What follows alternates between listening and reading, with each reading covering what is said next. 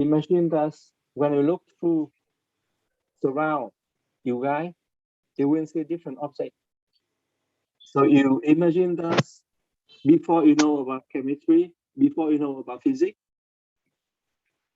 when you see an object, you may want to ask few questions. What is composition of this object, right? Second question is how this object can be made. And the question how it can be made also linked with the question what is constitute of, what could be the composition, because you need to know about the composition of the object, from what material, from what matter is it made up, so you can start to view it. And the third question could be what could be the behavior of this object when you successfully fabricate, when you put it in an environment. Let's say after the fabrication, production, what could be the behavior of that object? How it behave if you put in a vacuum, how it behave when you put it at high temperature, and in that case, with oxygen and without oxygen, how it will be different. So by accepting this kind of explanation, discussion, we can see that the first important question is, what is matter make up? What could be the chemical composition of the matter? After we know that the classification would be the mixture, heterogeneous mixture, homogeneous mixture, pure substance, pure compound, pure element, and so on. So the purpose of today is trying to discussing about the composition of matter. What could be the building block, the smallest one we need to use to build up all the matter you see today. The second component of this class will be discussing on the atomic structure. So we will look at the historical evaluation of the different model that people develop to understand the structure of atom. And of course, when we understand all of this concept, we try to look how understanding in the atomic structure can be useful in practice, in a daily operation. Okay. So the first question, important one, what is matter make up? So about 2,500 years ago, Greek philosopher, so you see that they are philosophers, they are not chemists at that time. They are philosophers. They ask this kind of question. They ask themselves this kind of question. And they make a definition. It says that matter cannot be divided indefinitely. You can divide it, but at the moment given, you cannot further divide. So when they say matter cannot be divided indefinitely, it should be composed of very small particles that cannot be divided anymore. So the small particle equal to building block, and thus we call atom. Why they call atom? Because in the Greek language, atomos equal to uncut, indivisible. So you can imagine here a very funny thing. If you take this birthday cake, for example, you try to divide it by using a glass. So first you cut here, you have two halves. Using the same cutter, you divide it like this, you divide it, and so on. So at the moment given, you have very small spaces like this one. And with this knife, you cannot further divide it. So basically, this part, indivisible, we call atom. Okay. So you can see that the size of this atom depend on the knife, depend on the cutter you have. thinner cutter, you can have smaller atom. But by understanding in terms of philosophy point of view, the atom will be the part smaller one, but it cannot further divide. Understand? Very simple one. Okay. Now, if you take the case of Lego, right? That is the play that most of you know what it is, and already you experience. Some of you already experienced it. So if you take the smallest pieces of Lego, we call building block. It can be square, it can be triangle, it can be sphere, different shape. But if you put together the building blocks, which are well defined, you can view all the different objects for your play. So the unit of the Lego that cannot be further divided, already well defined, we call atom in your Lego play. Okay.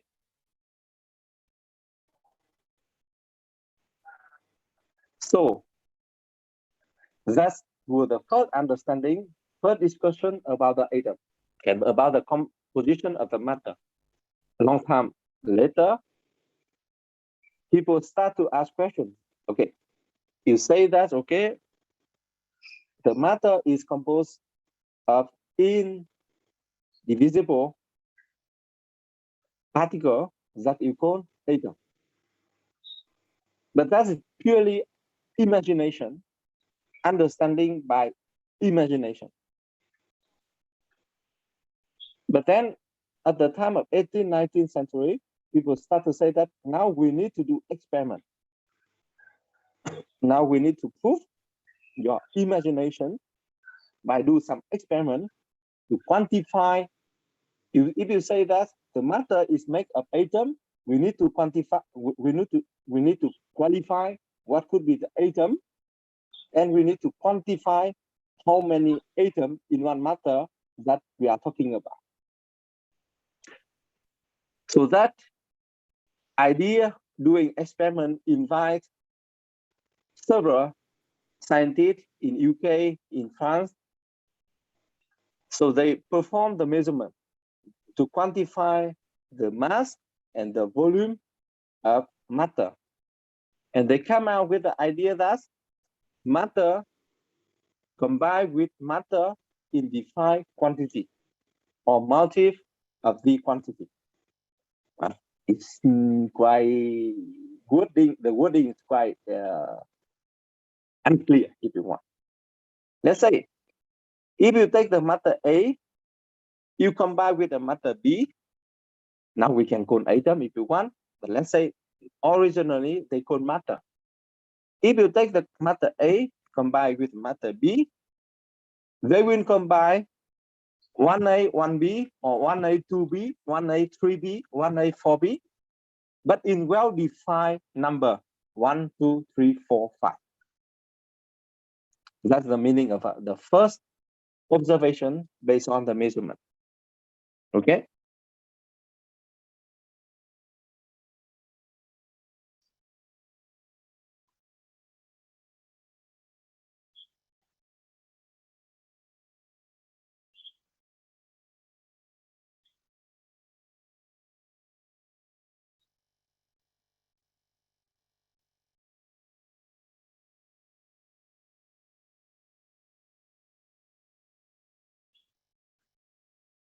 Your mic is muted. Come from John Danton. So John Danton, after all of the measurement, John Danton published a book called A New System of Chemical Philosophy. New System of Chemical Philosophy. As you see the link between the experimental science at the time of Danton Lavoisier with the philosophy at the time of the great philosopher a long time ago. So in this book, he takes an experiment and claim that carbonic acid is formed with 28 parts of carbon and 72 parts of oxygen. Okay, and there is also another gas made of carbon and oxygen, which is contain 28 parts of carbon and 36 parts of oxygen. So let's say, if by reading this writing, we can understand here you have one carbon, so it contains 28 part carbon plus 36 part oxygen. And this compound, you have 28 part of carbon plus 72 part of oxygen. So if you give the same amount of carbon, the amount of oxygen from the compound from this and this one, so you take the composition for the oxygen in the carbonic acid and another gas, it will be 72 divided by 36, so equal to 2. So that means in the carbonic acid, for a given amount of carbon, in the carbonic acid, you have a double amount of oxygen compared with the gas, another gas made of carbon and oxygen. So nowadays we know this one is CO and this one is CO2. But at that time, at the time of Danton, when he published this historical important book, we don't know about CO, we don't know about CO2, but we know that there are two different chemical compounds which contain both carbon and oxygen. In the first compound, you have 28 parts of carbon with the 72 parts of oxygen. In the second one, you have a 28 parts of carbon, but only 36 parts of oxygen. So it means that within the two chemical compounds with carbon and oxygen, if you take the same amount of carbon, the amount of oxygen into two compounds will be a ratio of 2/1. So he claimed that carbonic acid contains twice more oxygen compared with the another gas made of carbon and oxygen. And the ratio would be integral number 2. It could be not 2.3 or 1.8. That's the main conclusion at that time John Danton can draw. Is it clear to you guys? Yes. Okay, thank you.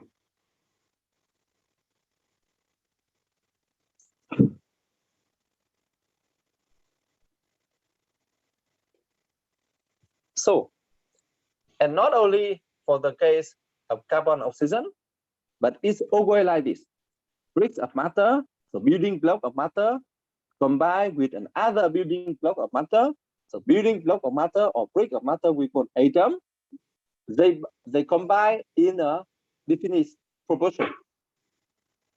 That should be 1, 2, 1, 3, 1, 4. So it supports the atomic theory imagined by the Greek philosopher. The Greek philosopher say that any matter you can divide, and at the moment you divide to the smallest particles that are indivisible.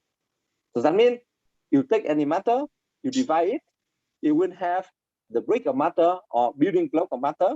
And when you reach the building block of matter, you cannot further divide. So it's consistent, the experiment observation at the time of Lavoisier, Danton, compared with the imagination at the time of Greek philosopher. That's first important thing. There are two laws behind this observation. First, the law of constant composition. It states that in a given compound, the relative number and kind of atom are constant. The relative number and kind of atom are constant. That means Water is made of hydrogen and oxygen, and the ratio between hydrogen and oxygen should be all the time 2/1 and never difference. You will see never another atom inside the water other than hydrogen and oxygen. And the ratio between hydrogen and oxygen should be all the time 2/1. Will be never different. That's the first thing. We call the constant composition.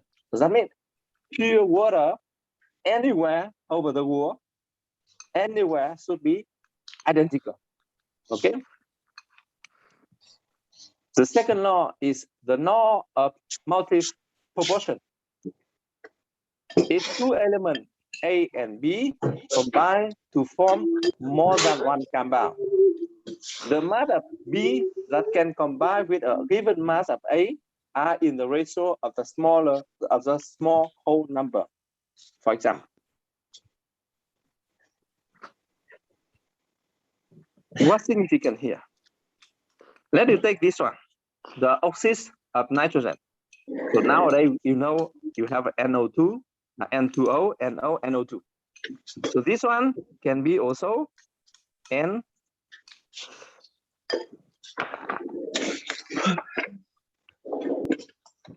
This one can be also N2O2, equal mathematical point of view, and this one equal to N2O4. So if you take a given mass of A, that means a given mass of nitrogen. So you take N2. So you will see the B oxygen. So in the chemical compound NO, so the mass of oxygen in NO over the mass of oxygen in N2O for a given mass of nitrogen. You will see that the mass of oxygen in NO over the mass of oxygen in N2O equal to 2/1, right?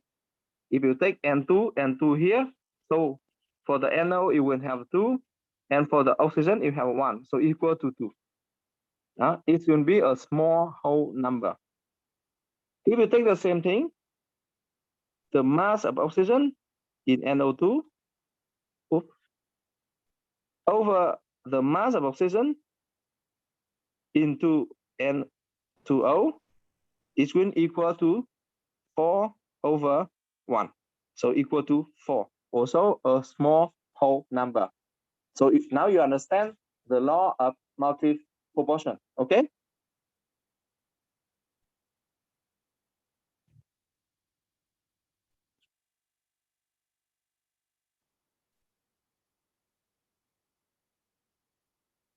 Any question? No? Now, so for instance, by the law of multi-proportion, we understand that with a given mass of carbon, a given mass of carbon will combine with m mass of oxygen or with 2m mass of oxygen to produce CO or CO2. So that is what Danton claimed in his book. About water, it will have 16 grams of oxygen with 2 grams of hydrogen. If you take H2O2, in 2 grams of hydrogen, it will combine with 32 grams of oxygen. So you will see that for a given mass of hydrogen, which is 2 grams, the mass of oxygen per mass of hydrogen, 2 grams, in the two compound H2O2 and H2O will be 2/1. So it's a small whole number, integer number, okay? But at that time, it's impossible to determine the exact chemical formula. Today we know that the two gases are CO2 and CO. But it can be also at that time by the explanation of the Danton, we can say that the two compound will be CH2Y or CH OY.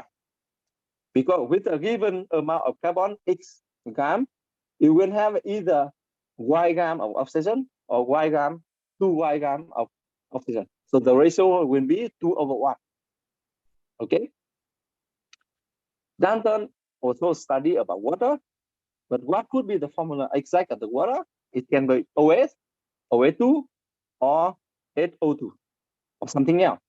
We know one thing is that if you take a given amount of hydrogen, the amount of oxygen over the amount of hydrogen will be a given, the ratio will be a given number, small number.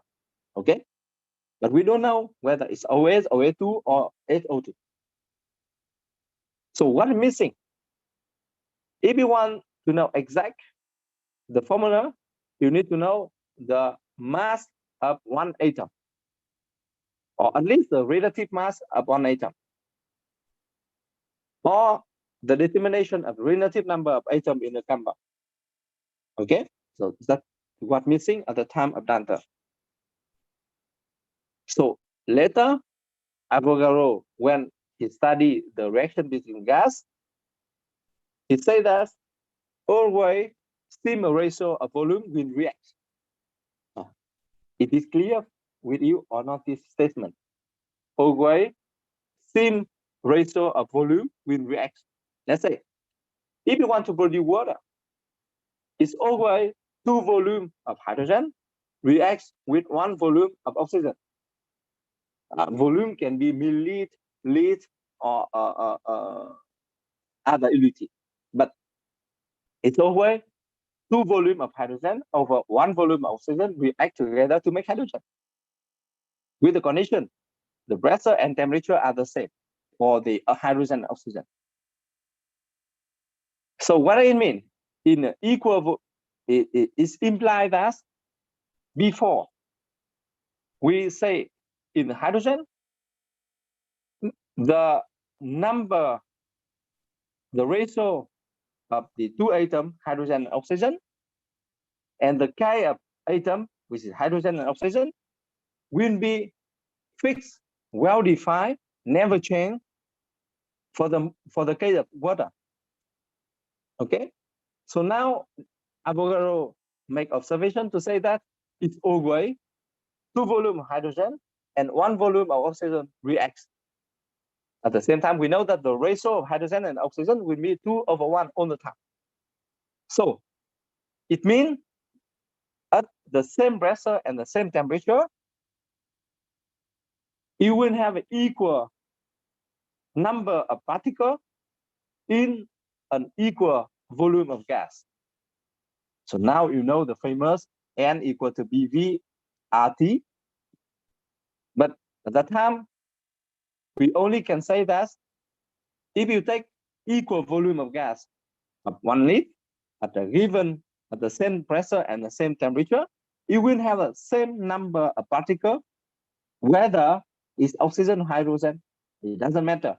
If you take the same volume of gas, it will have the same number of particles, independent of the chemical nature of the atom. That's the meaning, okay?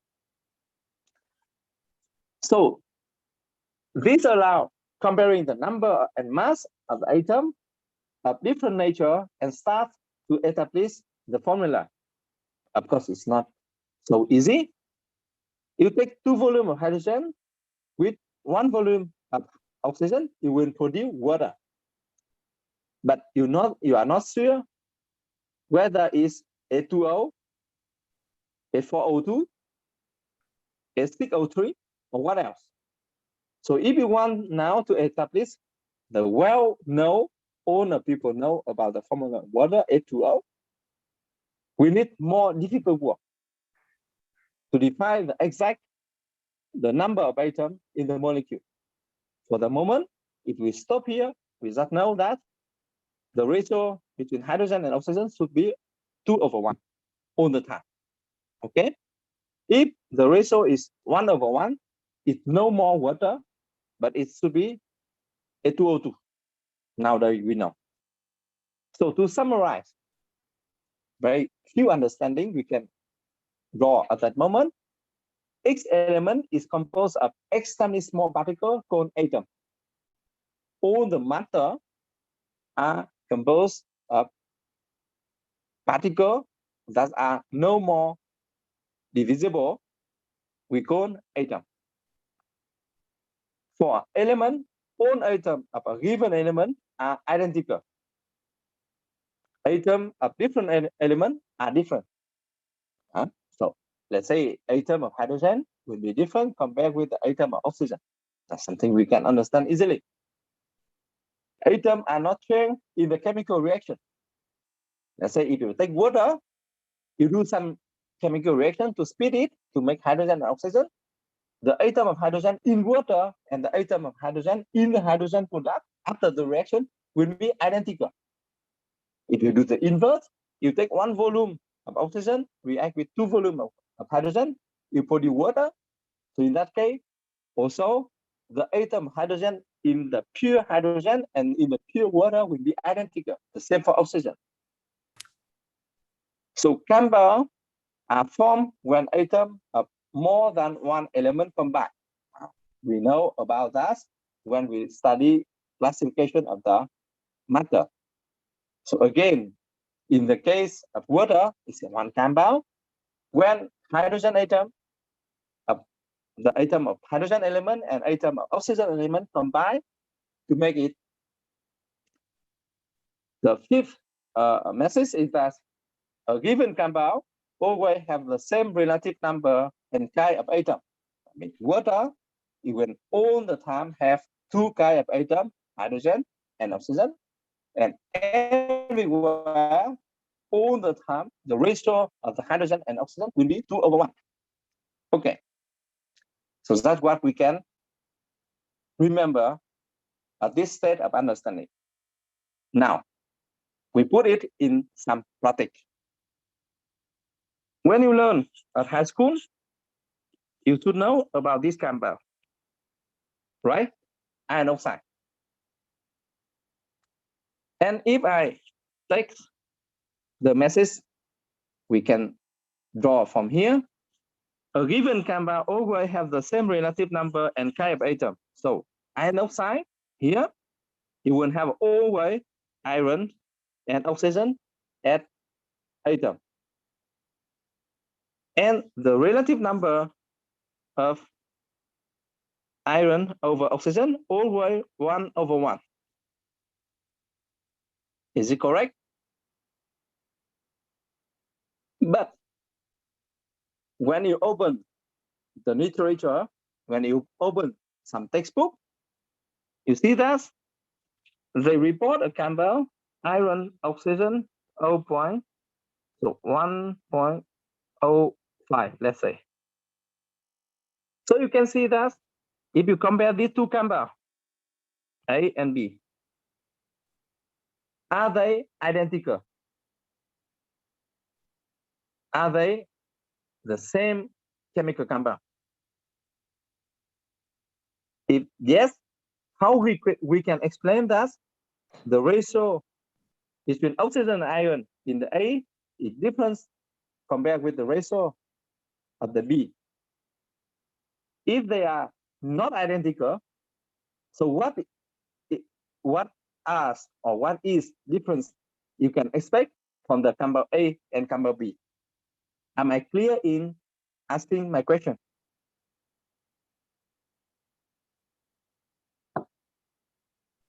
Hello.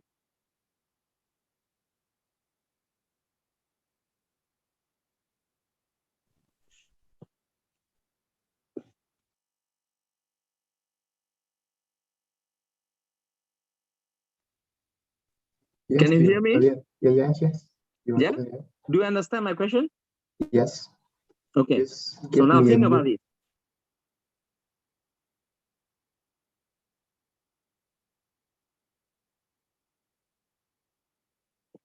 Anyone can comment?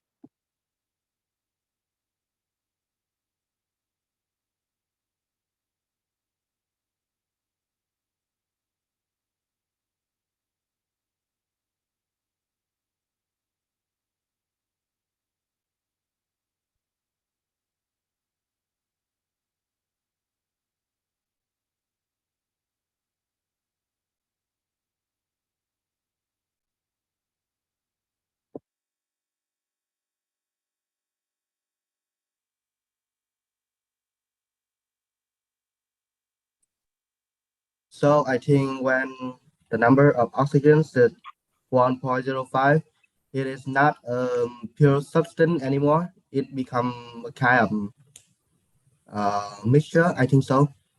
Mm-hmm. So you mean that if you have the chemical composition, atoms oxygen 1.05 like A, so A and B are not identical, right? They are not the same compound. Is it correct? Yes. Okay. So the first question, then the first answer is that they are not identical. They are different. So the second level of question is how they are different. What could be the differences we can expect to see from the two compounds?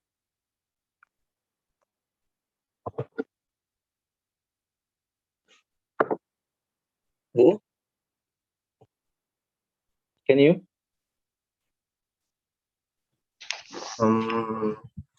So I think the difference is one iron atoms is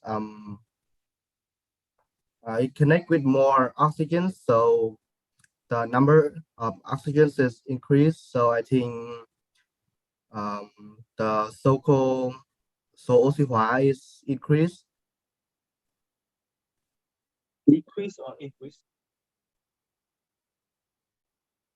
I think it's increased. Okay, thank you. So basically what happened here? So first answer is correct. That means they are not identical number. They are not the same. So if we say that I will have the same compound but more oxygen, so basically they are not the same. Okay. Now, how could be what could be the differences we can expect from A and B to reach the ratio of oxygen over iron difference?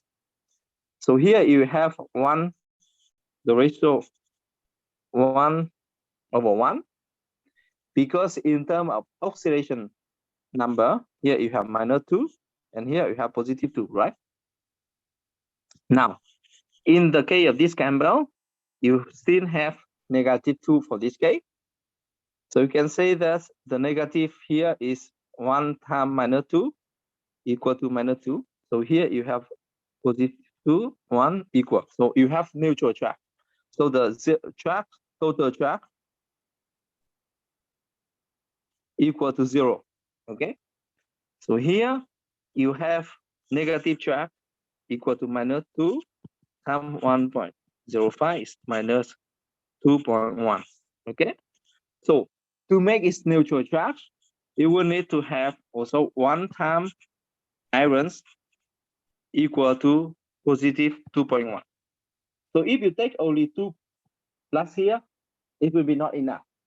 So it will have, like, say, 1 time 0.9 something with 2 and plus 0.1 something with 3 positive. So it will have +1, 2 like this. Okay. So let's say here it will have a mixture of iron 2 and iron 3. So you see that in terms of 2 plus and 3 plus. So we'll see that in terms of oxidation number between iron in A and iron in B, they are not identical. Okay. Okay. Thank you.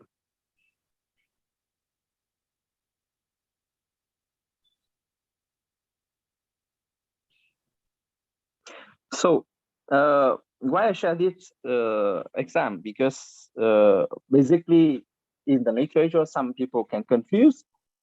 And during the examination, so if you take this slide with the summary, in the examination, probably you are asked to understand, to express your understanding about the conclusion. Okay. So the third level of understanding would be to understand the concept, to distinguish this concept to another concept. And the second level of understanding will be putting together all of these concepts to explain, to understand a more complicated situation. For example, the case of iron oxygen 1.05 that I explained to you. If you just take the conclusion number 5 here, you could not explain the scenario between iron oxygen 1.05 and oxygen 1.1, iron oxygen 1.1.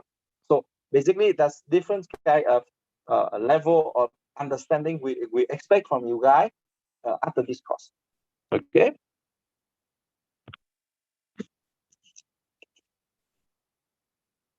Now,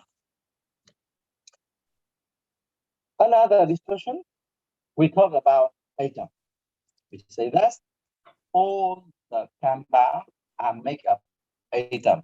All the matter are made of atom, which are not divided anymore, the smallest one. So we can understand that the size of atom is extremely small. So most of atom experimentally have a diameter between 10 power minus 10 meter and 10 power minus 10. So basically it's equal to 100 to 500 picomet. Remember that picomet? 1 pm equal to 10 power minus 12 met. Okay? So about 100 picomet, or you can say it's about 1 angstrom to 5 angstrom. Huh? Or you can say it's about 0.1 to 0.5 nanometer. So extremely small. Let's take the case of chlorine atom, the atom of chlorine. The diameter is about 200 picometer, about 2 angstrom. And here you see a picture they pick up to show the copper atom. So X circle you see here, a sphere you see here, is one atom of copper. And the radius of one copper atom is about 1.3 angstrom. Okay, you see extremely small. So my question are following. How can we determine the size of an atom experimentally? More general question is, how can we determine the size of an object? If you answer this question first, you probably have the chance, possibility to think about the second question. So first, we start with the question. You are given this book, right? General chemistry book. It's quite big. How can we determine the size of this book? Or in general, how can we determine the size of an object? I know that you do it at home a lot, even at primary school. You learn how to use the ruler to determine the size of one object. But I'm not very sure that we discussed already about the concept, why we use the ruler to determine the size of an object and how we can use the ruler exactly. So that's why I invite you guys to discuss about this question. So again, how can we determine the size of an object? So if you can answer this general question, then you change the object from the book to one atom, you can do it. If you cannot answer the first question, in general, the big object, then you will have a difficulty to imagine how people can determine the size of one atom, which is very small, that with your naked eye, you cannot see. Okay? You understand what I mean, right? So now, first, answer the question, think about the question, how can we determine the size of an object?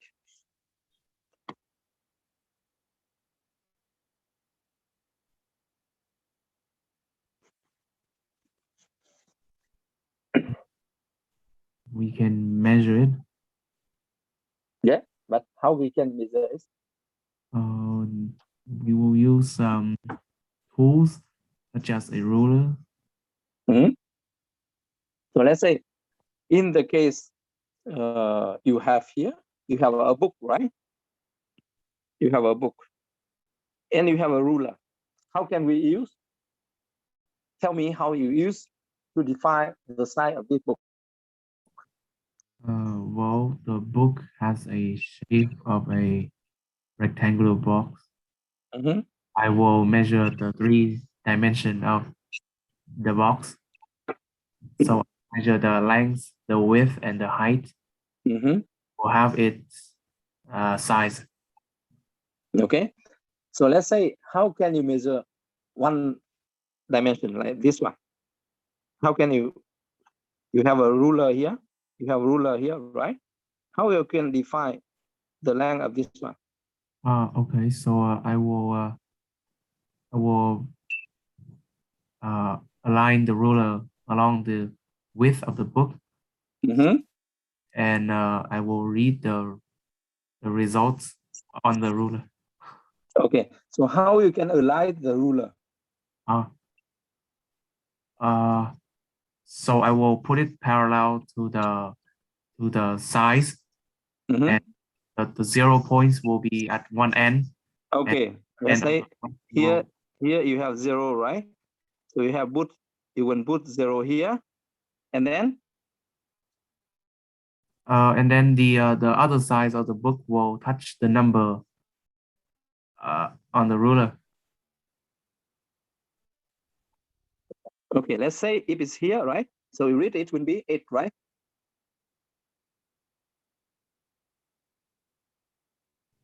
Is it? Yes. So yeah. Okay. Thank you, Kun. Now, interesting. I asked first question. Why you put 0 here at the point? Why don't you put 0 here? Because that point doesn't belong to the object. Excellent. Okay, so you put the ruler to define all the point belong to the object, right? Is it correct? Yes. And all the point which does not belong to object, we will not consider is in the dimension of the object, right? Yes.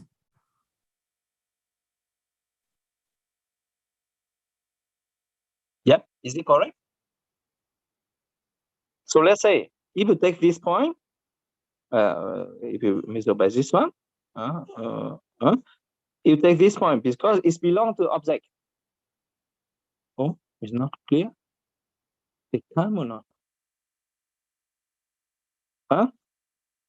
If you take this point, it's because, sorry. Can you hear me well? Can you see my drawing? Yes.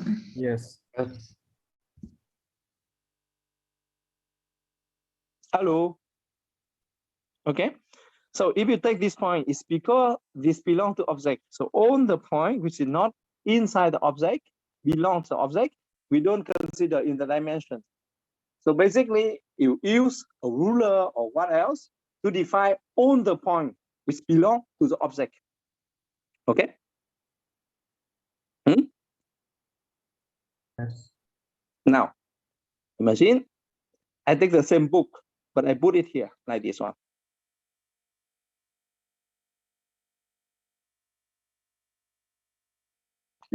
Okay. And then I use not like a ruler. I'm having a pen, so I take like this.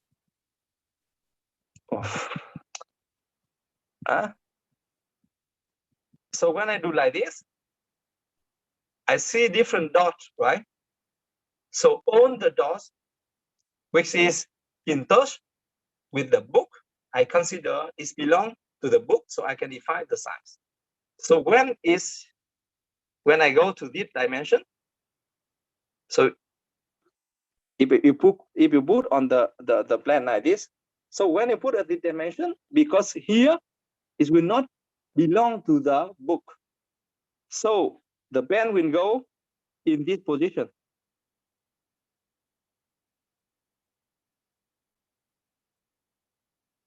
Okay, it's go directly. So if you put the pen like this, by this direction, you will see that for this dimension, there is the interaction between the pen here and the book.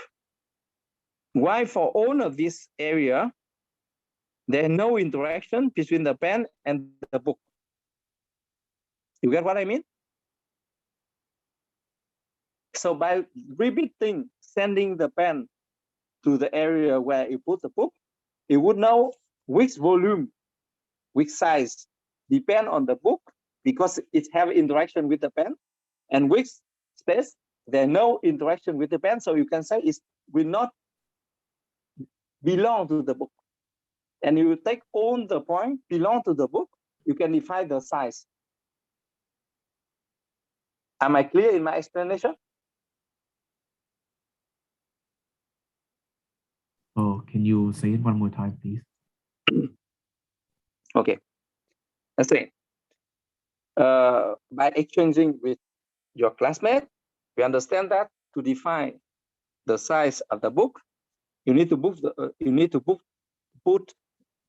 align the ruler in parallel with the book, and you define which point belong to the book and which point will not. You collect all the points belong to the book, it will define the length or the dimension of the book. So now I agree with this concept. I put the book like in this case, okay?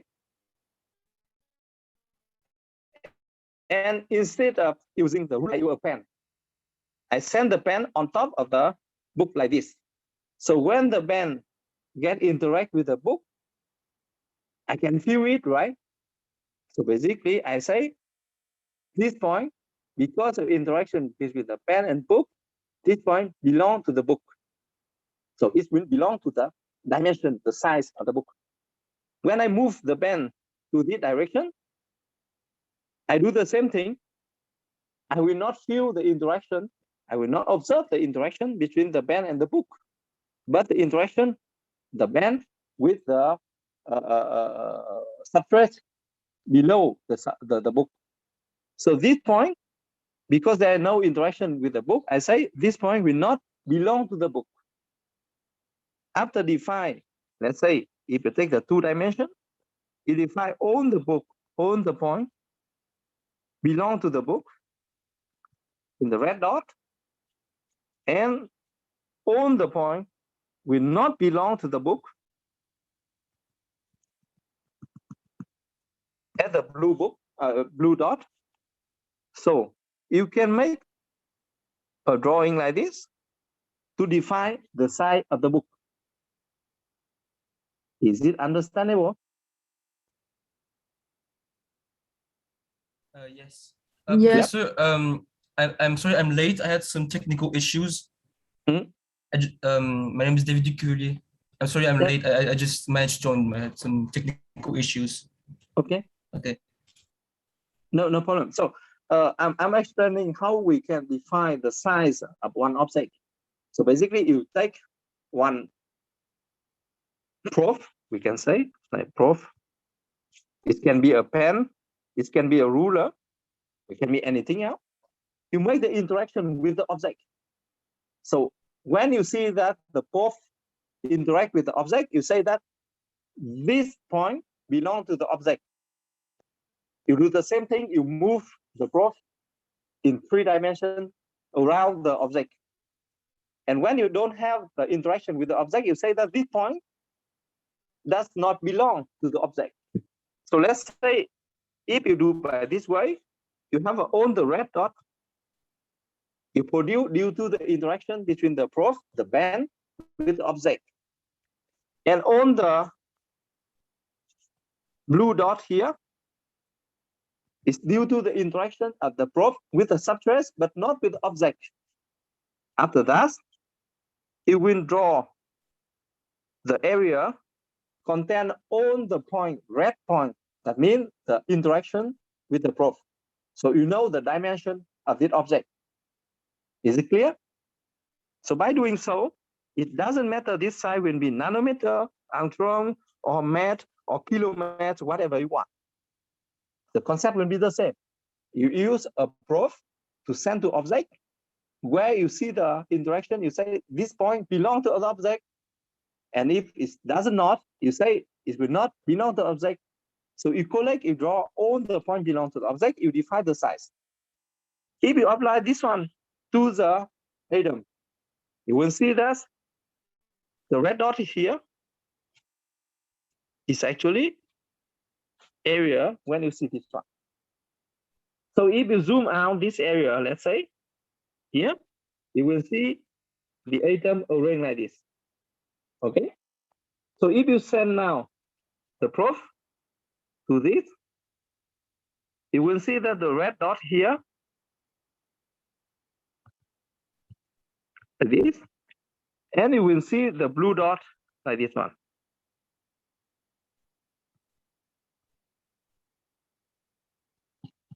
So after that, you draw, and you can define the size. Is it clear now?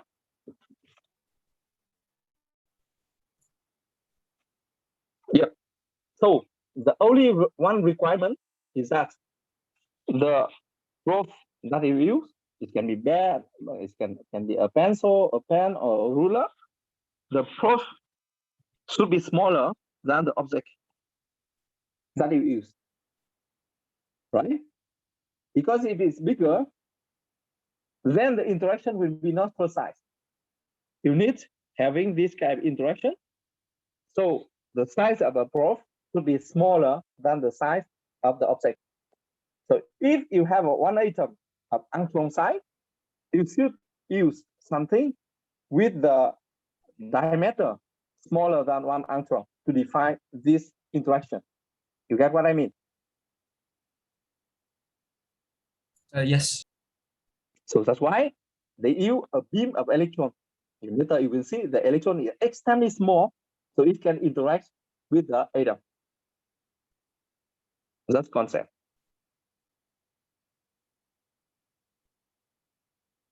Okay? Any question from you guys for this one?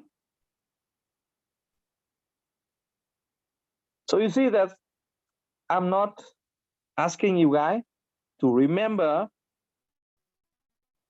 the precise size of one atom. I'm not asking you guys to remember that the size of copper atom would be 1.3 angstrom.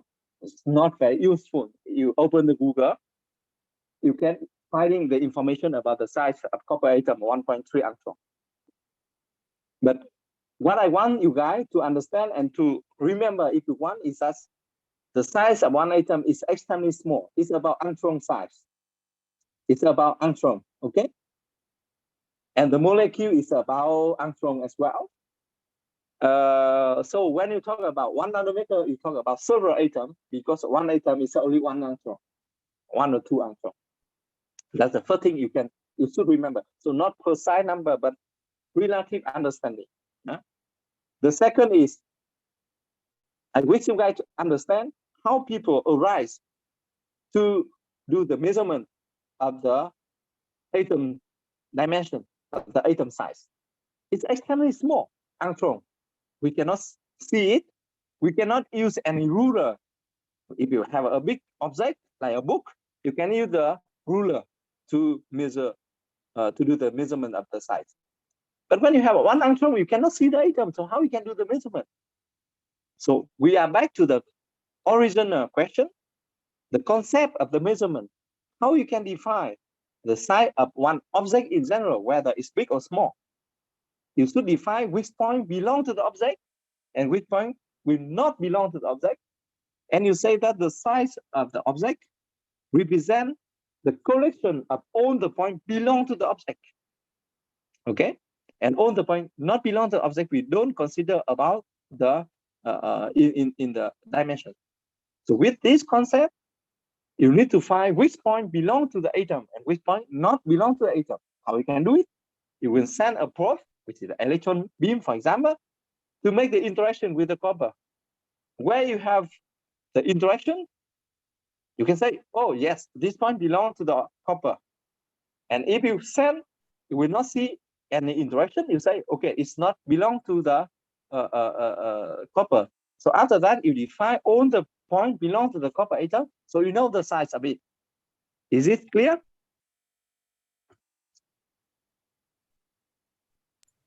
Can you repeat? Hmm? Can you re-explain, please? Okay. Let's say I take an object like this one. Okay. And then I put on a substrate. Okay. Now I should define the size of this object. For example, the copper atom. Is about 1.3 angstrom, as you see. It's very small. Now, let's say I take, okay, I send the electron to the copper with the objective to define which point belong to the copper atom and which point not. So when the electron go to interact with the copper atom,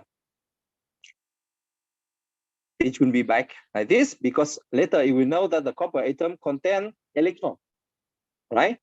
So electron-electron interaction, it will be reflected back. So if you put your eye here, or detector, you can see the electron back. If the electron back, so you say that this point belongs to the atom. You do the same thing, but you move electron to this position. You send an electron, because here it will not see any electron reflected back. You cannot see anything. So you say that this point does not belong to copper atom. Okay? So by moving the electron this direction, and this direction, you can track all the points where you can see the electron back to your detector. And then you will see also the dot surround like this one, where there are no electron be back. So we can say that you have no electron back, so become dark. And this one become light. Okay, so after having all the point like this, you draw a circle to collect all the red point. So here represent the dimension of the copper atom. You do the same thing for a book like this. You send the object here. So on the point here, you will see the interaction, so you can see it. But if you send by this side, there's no reflection. So you say that this point will not belong to the book. So after that, you collect all the points belong to the book like this. You should know the size of the book.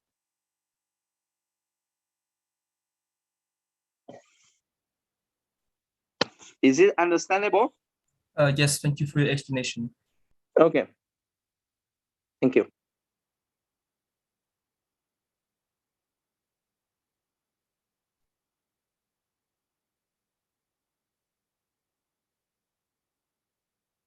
So let's say later, if you are a biology student, you may ask question, how can you do the measurement to determine the size of one protein?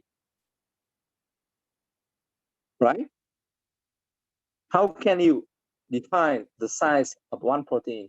Is that something a biology student can ask yourself and can find a solution. So what could be the proof you use for this experiment? Okay.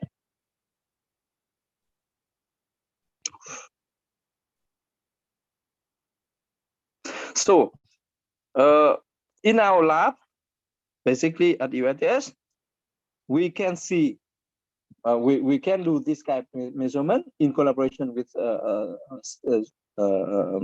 collaborator in Japan.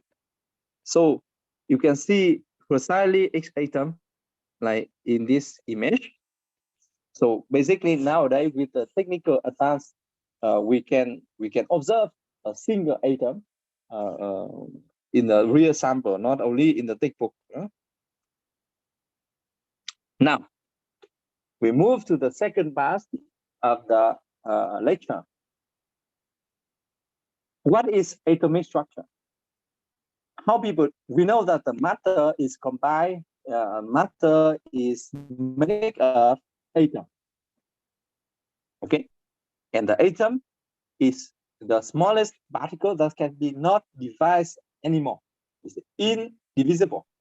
That by definition of right philosopher. Now, whether the atom is smaller one and we cannot divide anymore,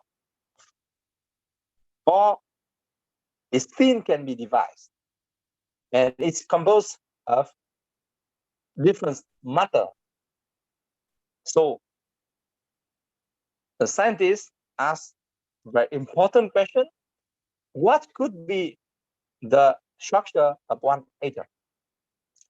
So now I will propose you guys back to the time we start to ask this question and to see how scientists start to discover different composition, different component of one atom. Okay, so we talk about the discovery of the atomic structure. So now you learn at the high school that I remember well in the grade 10 when you start the high school study, you learn about the structure of the atom. And now most of you know that one atom have this kind of structure. You have an electron, you have nuclei, and the nuclei is made of neutron and proton. Proton is positive, neutron is neutron charge, electron is negative. The number of proton equal to the number of electron. So the atom is neutral in charge. The electron is very light, while nuclei is extremely heavy. So the mass of atom is made of majority mass of the nuclei, and we can forget the mass of electron, and so on and so on. You know this. So now I propose that we be back to the history, to the past, to see how people discover electron experimentally. And now you draw this kind of structure is very nice, beautiful. But how people discover electron and how they can come out with this kind of structure? Very simple one, easy to understand. Okay. So first, here is a summary of the history of atom discovery. So you see that at the time of Danton, we see that it's like a philosophy, imagination. The atom is something cannot divide anymore. And then we come out with the Thomson model, where you see that the atom have this kind of structure with the red dot is electron and the bright sphere is nuclei. After that, the understanding changed with Rutherford experiment to say that basically the nuclei is much more smaller. It's only a teeny size like this, teeny particle like this, and the volume of the atom is made of electron, not made of nuclei. And then after that, Bohr proposed all the electrons are not in the same level, in the same sphere, but they arrange in different sphere, different orbit. And then our model understanding, you can see that you have a sphere. Inside, you have a nuclei. You have an electron that's moving. But you don't know precisely where you can find electron. You can say that electrons are localized in an orbital, in a cloud model, but not precisely in the orbit like proposed by Bohr. Okay, so that's it. If you are not very interested in chemistry, that's this slide can tell you the whole story already. Some key information already. Okay. Now we talk about the discovery of the atomic structure and the discovery of electron. The message you can take home here is there are many electrons in matter, and they are rather easy to attract. On the matter, you have a lot of electrons, and they are not difficult to attract, to take it out from the matter. Okay. So here is historical experiment provided by Thomson. We call the Cathode Ray Experiment. So this experiment using to attract electron by using an electric field in a vacuum. So what is the experiment? You have a vacuum tube here.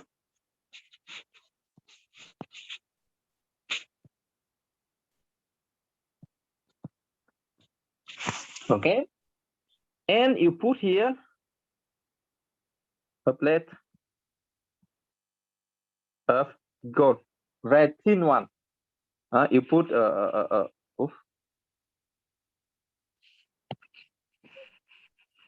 you put a paper make of gold metal in the this side,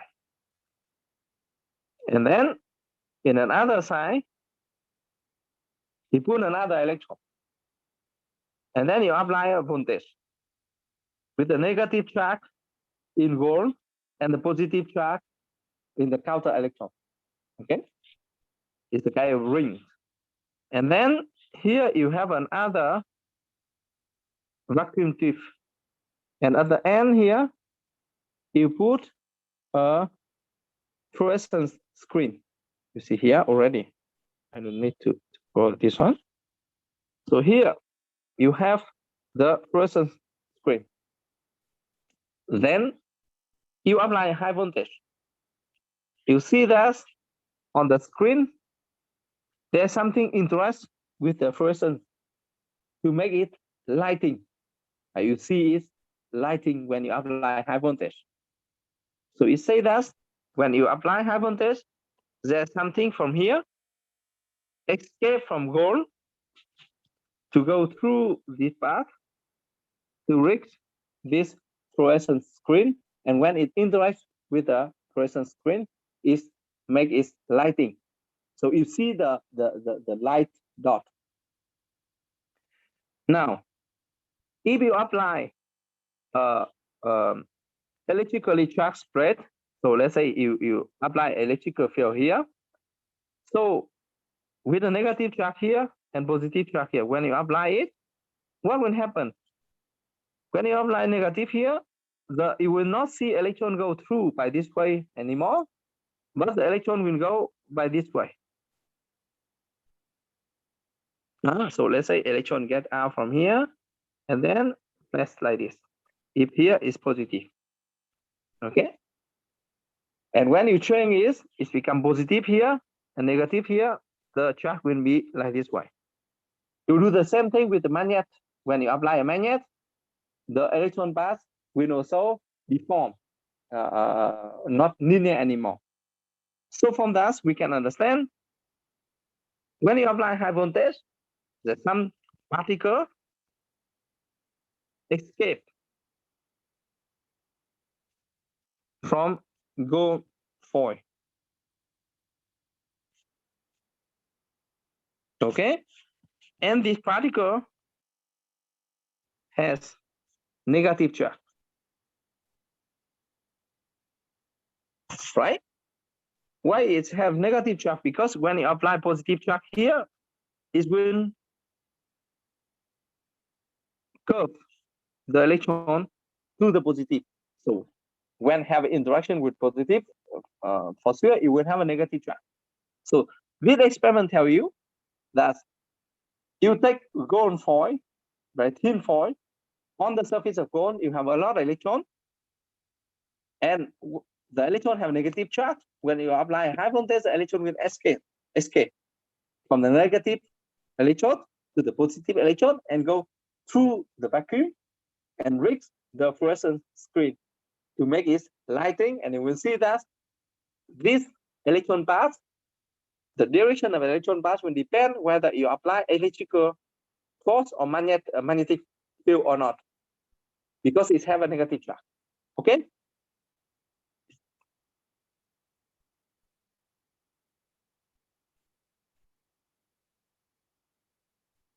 Any question? No questions. Okay. So we say that, okay, now you know that the metal of gold contains electron. Okay. Oof. Okay. So to see the same experiment of cathode ray, but you can change the setup a little bit. You make the fluorescence on this tube, and you can see when you don't have external force, you have electron go from this side and it go in the direct pathway like this. But when you apply a magnet, you see that the electron pathway curve like this way. So it's demonstrated that the cathode ray are extracted from the negative electrode, cathode, and move to the positive electrode, so the anode. So the electron, the cathode ray have negative charge. Okay.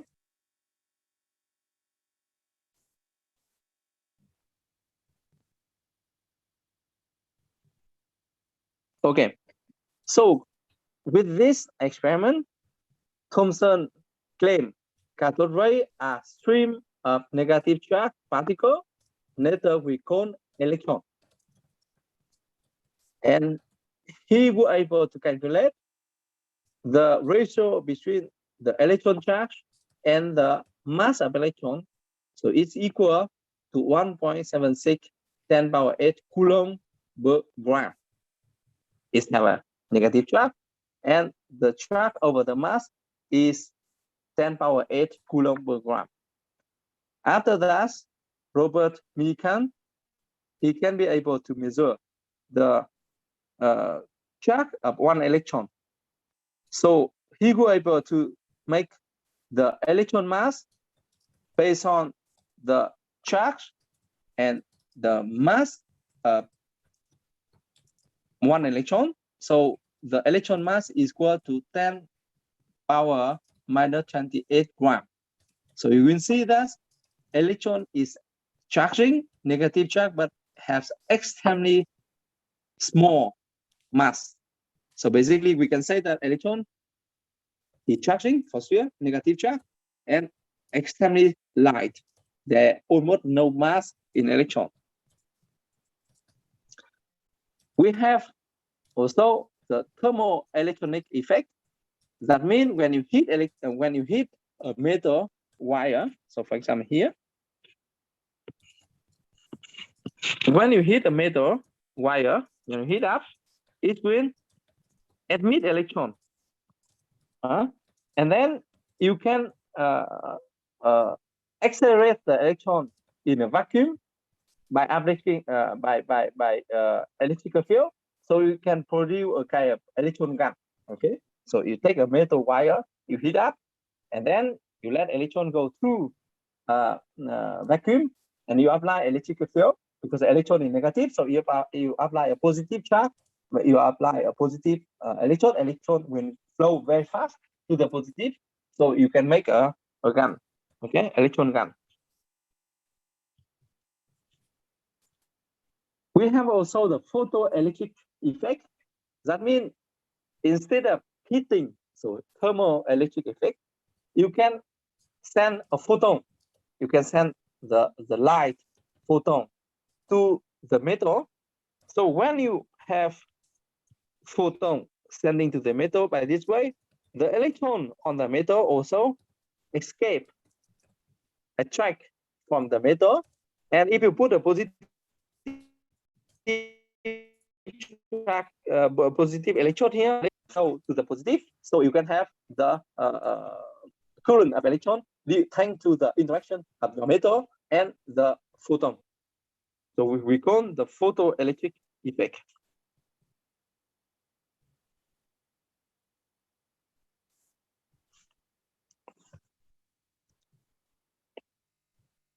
So now short summarize of what we know about electron. So electron is point-like particle. So when in the mathematics you say that the point mean there's no dimension. Okay, so we can say that there's no volume, there's no dimension. Electron is point-like particle. It's a particle with no dimension. It is elementary particle.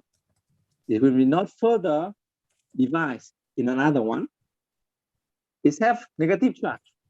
With the charge here, you see, it's very light with the mass 10 power minus 31 kg is almost 2,000 times lighter than one atom of hydrogen. So we can say that the electron has no dimension and extremely light. We can say no mass if you want, very light. You compare with the nuclei, you can say that electrons have no mass, but they're not exactly very light. Electrons are numerous in any matter, but their contribution to the total mass is very weak because the X electron is very light. So let's say in 1 kg of iron, in one atom of iron, later you know that it have 26 electrons. So in 1 kg of iron, the total mass of electron is only 550 milligram. 550 milligram over 1,000 gram. So let's say it's about the percentage of the electron is 5 milligram over 10 power 6 milligram.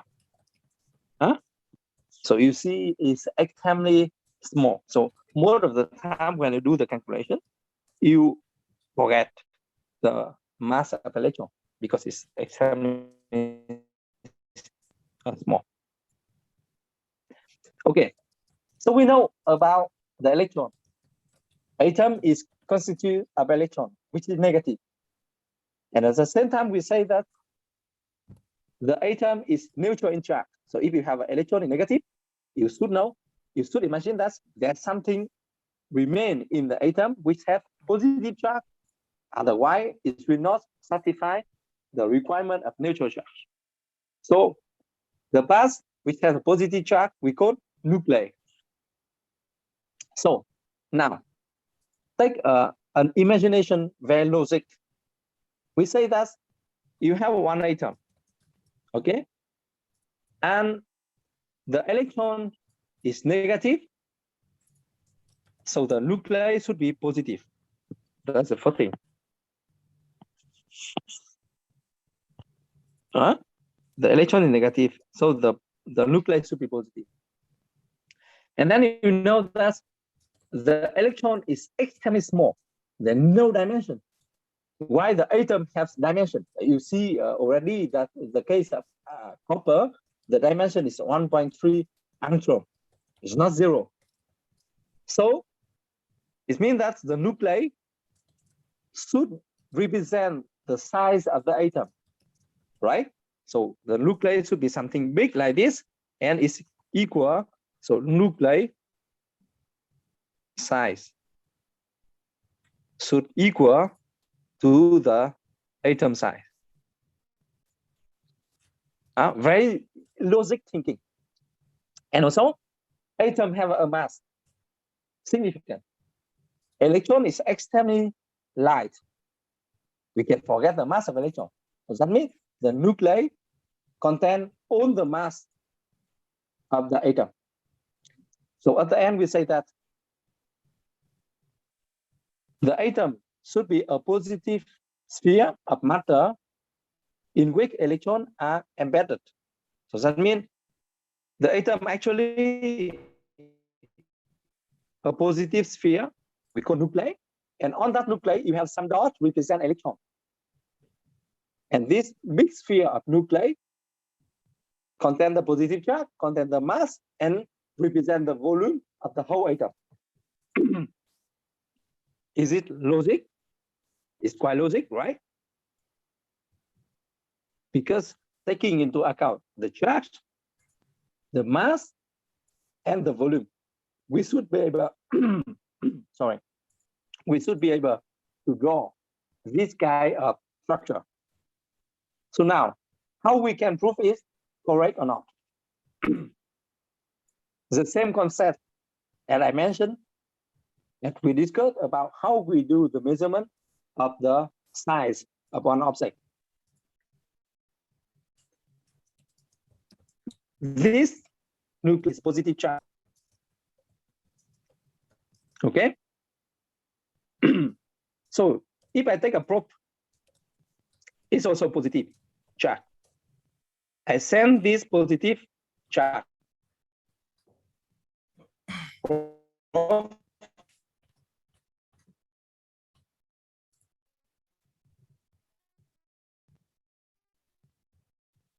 to the nucleus.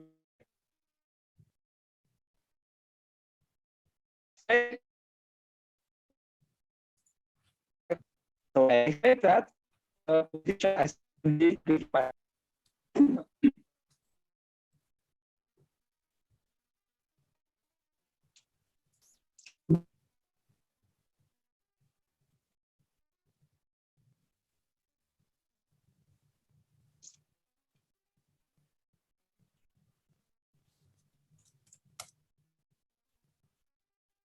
Teacher, we can't hear you.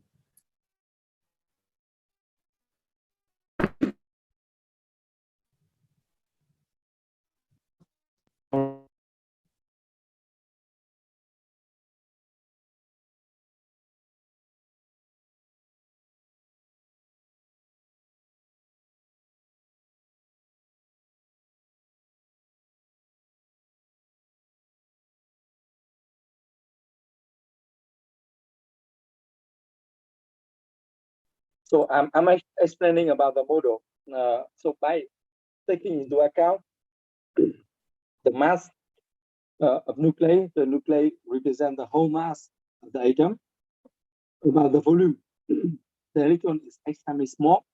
So basically, we should expect that the nuclei represent the whole volume of the atom. So they came out with the idea that the atom is basically a positive sphere of matter where you have, oh, sorry.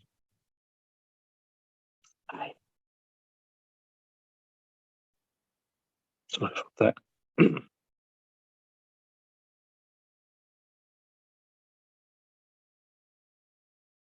Okay. So a positive sphere of matter, so where we have a positive charge here, and the electron negative charge is very thinly embedded. So that means represent some dot on the big sphere. So now it's positive charge.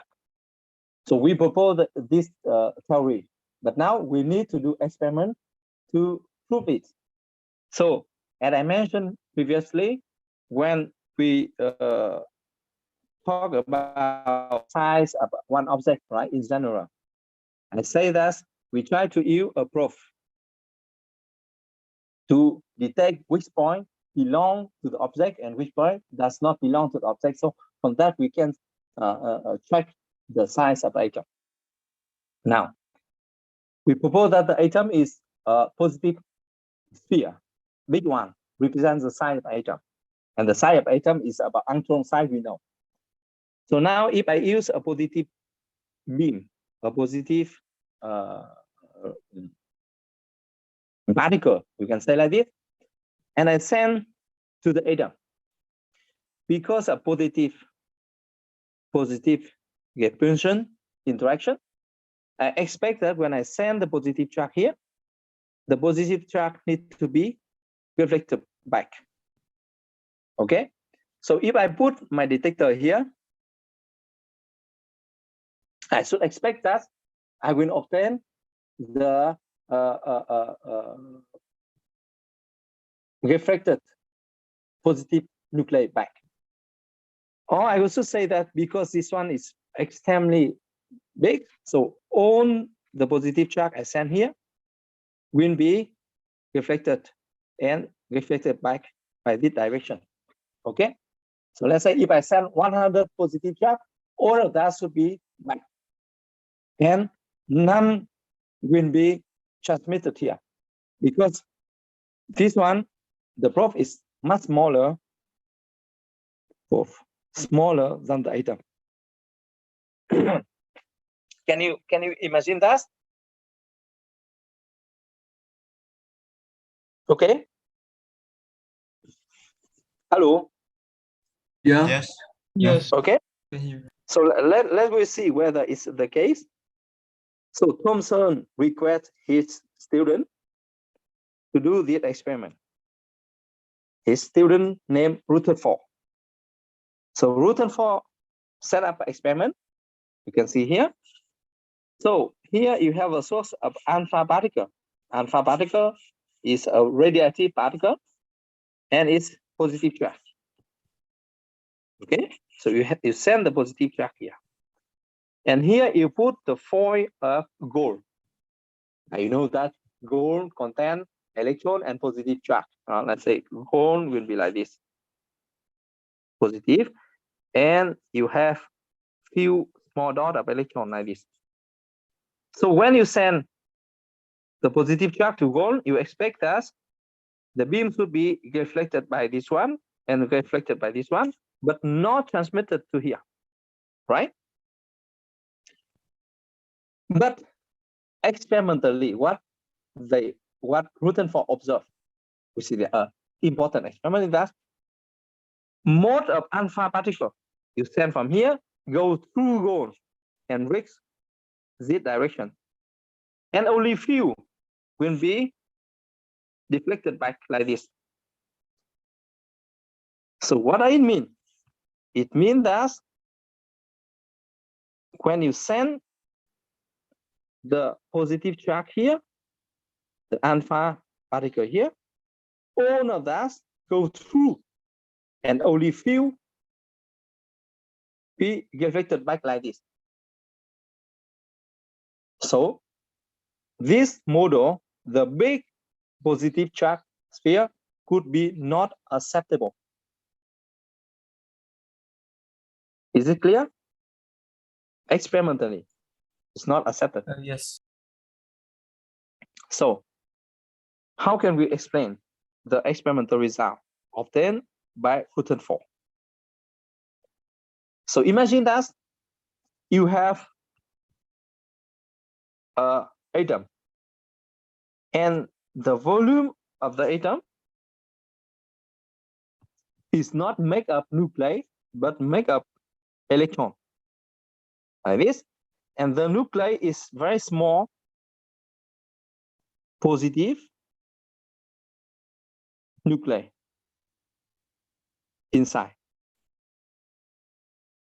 So what will happen when you send alpha particles?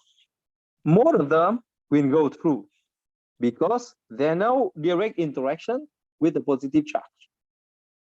The few alpha particles deflected back is when you have the interaction direct, like this one, with the nuclei, so it's reflected back like this. So you see that because the nuclei is extremely small compared with the whole size of the atom, so the possibility, the probability that the alpha particle get the contact with the nuclei, so it's deflected back, is extremely small. Most of the time, with a high probability, the alpha particle will go through it. So that's why in the Rutherford experiment, most of the alpha particle go through the foil of the gold without reflected back. Okay, so now we understand a little bit better the model of the atom. You have a nuclei, which is small, contain positive charge, heavy, contain the whole mass of the atom almost, and so around you have electron running to make the volume of the atom. The electron is negative charge and very light. We can forget the electron mass in making the calculation of the mass of the atom. So now it's not because you are big, you make the mass. In the case of atom, the nuclei is extremely small, but it's heavy. You can make your point, you can make your heavy contribution, even you are small. Okay, I like this kind of philosophy if you want. So we can say the matter contains large empty space because the electron running, but extremely small, dense positive center of matter deflects some alpha particle because it's a positive charge. Since the center are very tiny, the probability to meet the alpha particle the probability for alpha particle to meet them is very low. The tiny electrons are orbiting around the center at some distance because it makes the empty space. So that means there's a distance between the electron and the nuclei. Okay, so there's no concern about the conclusion. After that, Rutherford discovered proton, which has a positive charge in the nuclei. Later, Cathode discovered neutron, and the neutron have a neutral charge. So the neutron and proton together make the nuclei. So now we can make a summary. Nuclei are very small but heavy, make a proton and neutron. And proton and neutron together we call nucleus. The particles are not elementary for the moment because we know that the particles are made of quark. They are not point line. Electron is point line. There are no dimension for electron, but the proton and neutron, they have dimension. Their mass is about 2,000 times that of electron. So they are very heavy compared with electron. The charge of proton is symmetrical to that of electron. That means you have one negative charge to electron, so one positive charge to proton. So what that say? In one atom, when you have a neutral charge, the number of electrons and the number of protons should be equal. The number of neutrons should be different because neutrons have neutral charge, so it should not contribute to the total charge of atom. Oof. So here is a summary of what we know for the moment. So the neutron. So you have neutron and proton. You have the mass. They have almost identical mass, neutron and proton. The charge, you have a charge for the proton, but not for the neutron. So finally, we understand atoms are made of very light electron orbiting at a distance of a very tiny nuclei, a few femtometers. So compared to the atom, the nuclei is very heavy and dense. That means in a small volume they have a lot of particles. So most of the matter is in the nuclei. In the neutral form, in the neutral atom, the number of electrons and protons should be equal, as I mentioned. We come out to the last concept, which is element and isotope. So you can have a different isotope which have identity in a nuclei. So you see that the identity of nuclei represented by number of the charge. So number of proton. Its number of mass depend on the number of nucleon. So that means the total of proton and nuclei. So the two atoms, if two isotopes, are those who have the same number of proton and same number of electron, but they have a different number of neutron. So the nucleon, number of nucleon will be different for the isotope. For example, if you take the case of carbon, you have different isotopes. If you have an isotope carbon 12, so you have the charge equal to 6, the mass equal to 12, because you have 6 proton and 6 neutron. If you take the isotope carbon 13, you have the same charge, which is 6, but the mass will be different. The mass will be 13 now because you have a 6 proton and 7 neutron. The same for the carbon 14. If you take the carbon 14, you have the number of charge equal to 6. The mass now equal to 14. You have a 6 proton and you have an 8 neutron. Okay. So another message to take home is chemical property of the neutral atom depend mostly on their number of electrons. So the chemical property is represented by the electron orbiting surround the nuclei, but not depending on the nuclei itself. Okay. Of course, we can say that because it depends on the number of electrons, so it depends on the number of proton. Number of electron equal to the number of proton in the neutral atom. Okay.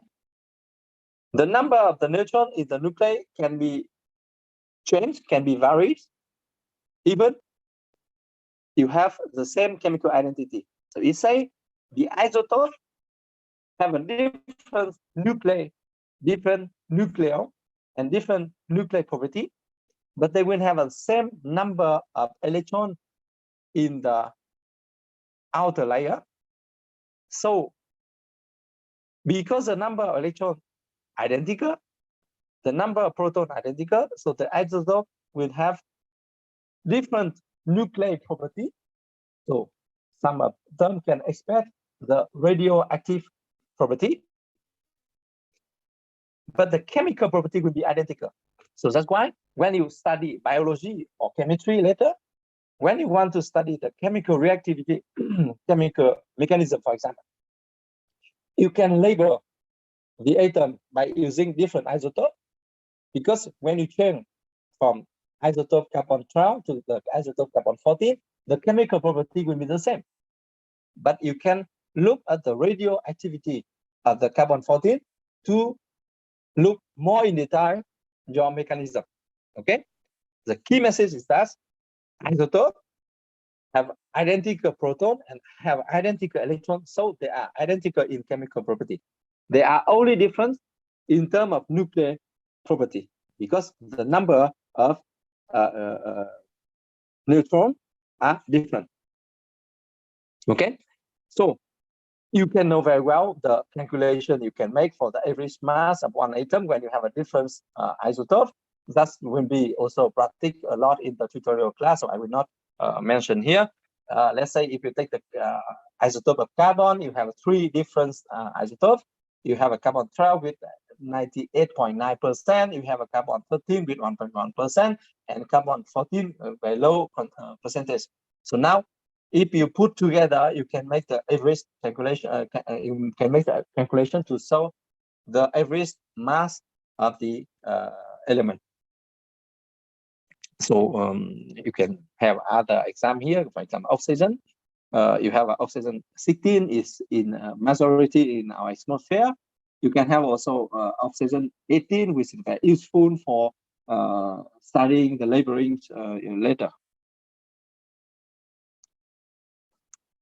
And atomic mass is defined by the number of the proton and number of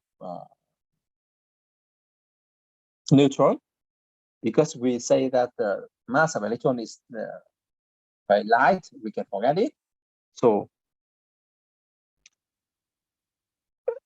and when you have I mentioned that when you have a mass of element with a different percentage of isotope, you can make the calculation. This one is easy.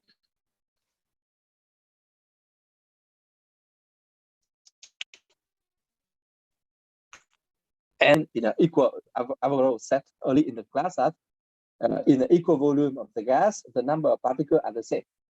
But you do not know what is the number. They say that the number is the same. So now we know about the Avogadro number, which is number of the atom in 12 grams of the carbon. So we take 12 grams of carbon, 12 isotope, like a reference, and we say that the number of atoms in this mass of the carbon equal to a constant number we call Avogadro number. Okay. So, and the last information, as I mentioned, that not all the nuclei are stable. Some of them express the radioactivity. That means the nuclei will decompose with time. Even the rate of decomposition, the rate of the radioactive reaction is very slow. Sometimes it takes 100 years to complete or to take half of the reaction. Okay. So it's all for today. I propose that you try to work on this slide at home. And next section, maybe we will work on some exam and some typical questions that we can see during the midterm exam to check your understanding in different concepts and check your interest in using in application of different concepts to understand the daily phenomena surrounding in the chemistry. Okay, so I think that the time is up. I propose that I stop the lecture here. Any question from you guys? No questions. Okay. This slide already upload in the Moodle, so you can download if you want. Okay.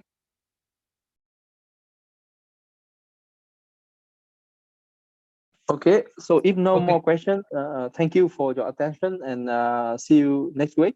Okay. Try to work on all the lecture already done and see you next week. Goodbye. Thank you, Prof.